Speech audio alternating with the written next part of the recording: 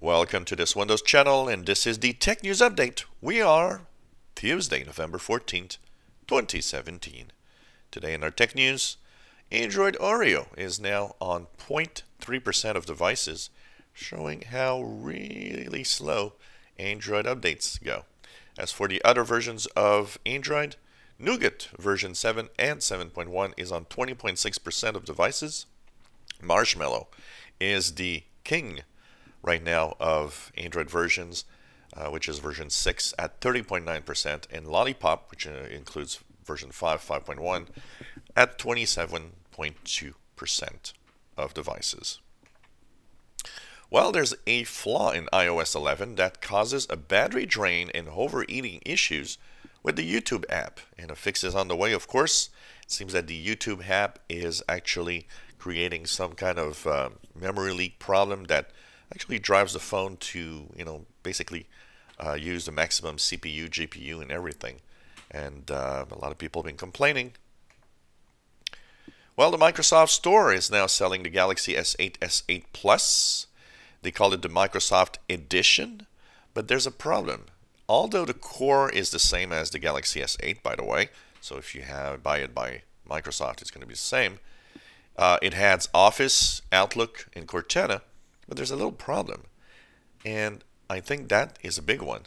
If you want to brand it as the Microsoft version, why isn't Microsoft Launcher included in it? All they say is that the Microsoft Launcher is available through the Google Play Store.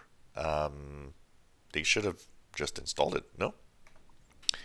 Qualcomm says no to the buyout from Broadcom. It says that is undervalued, and basically that the company is worth so much more. That's what we're going to see. Satya Nadella had a nice little moment yesterday. They are actually in India, where a reporter was actually asking questions about Microsoft.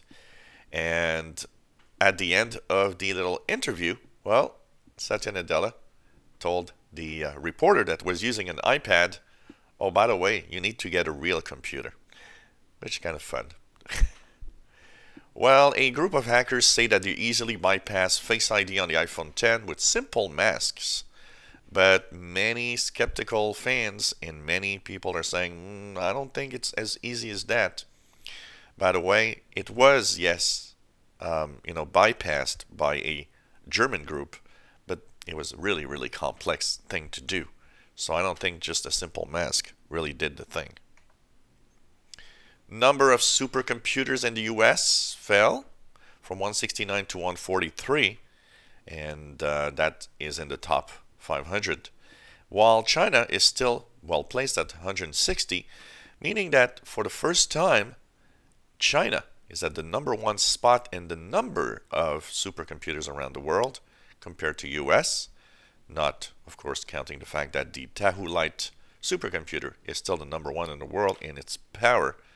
So I just want to say one thing. Always remember that the country that has the most technology is often the dominant country around the world.